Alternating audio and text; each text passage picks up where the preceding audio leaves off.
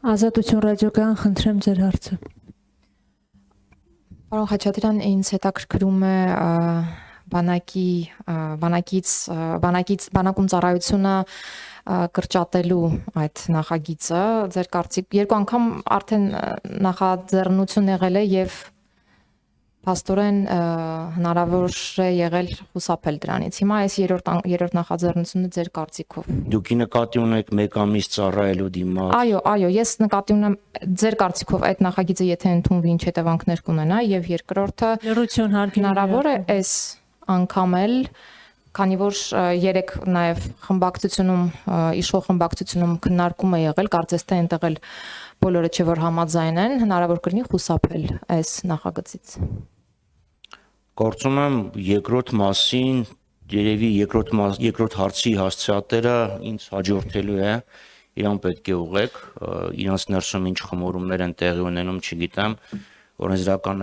նախաձեռնության հեղինակն էլ մի 20 մետր հեռավորության վրա նստած։ Սա խայտառակ նախաձեռնություն է, մի ամսվա ընթացքում զինվոր չեն դառնում, մանավանդ այս պայմաններում եւ զինվորի մասնագիտությունը ֆիզիկական եւ մասնագիտական մեծ պատրաստվածություն է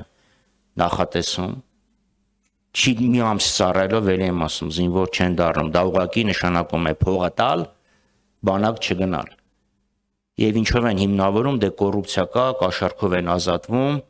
հիմա սենց գոնե օրինական կվճարեն, դրանք ովքեր ծառայում են, ավելի շատ փող կստանան։ Այսինքն ընդունում են, որ իրենց իշխանավորման 8-րդ տարվա ընթացքում չեն կարողացել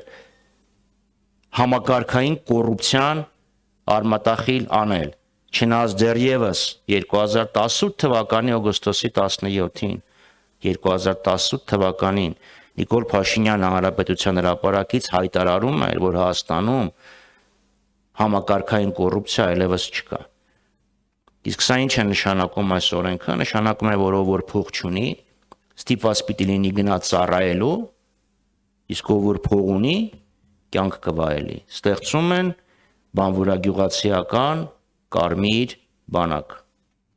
որը վերջը տապալեց բուրժուազիային։ Այնպես որ բանվորագյուղացիական կարմիր բանակը եւ ընդհանրապես իրենց վարած սոցիալական քաղաքականությունը, տնտեսական քաղաքականությունը սոցիալական բունտ կառաջացնի, որոնք իրենք չեն կարողանա սանձել։ Նույն հարկային քաղաքականությունը նայեք։ Նույն վերահսկողական կամ ավելի շուտ ինստիտուցիոնալ քաղաքականությունը, որոնք ամբողջովին ի նպաստ խոշոր բիզնեսի են, կարգավորման քաղաքականությունը նկատի ունի։ Այս ամեն ինչը բերելու է նրան, որ Հայաստանում հարուստների եւ աղքատների միջև անդունդը թե լայնանալու է, թե խորանալու է։ Իսկ մարդկության փորձը ցույց է տալիս, որ այն երկրները, որտեղ կա անդունդ, անցում չեն կատարում։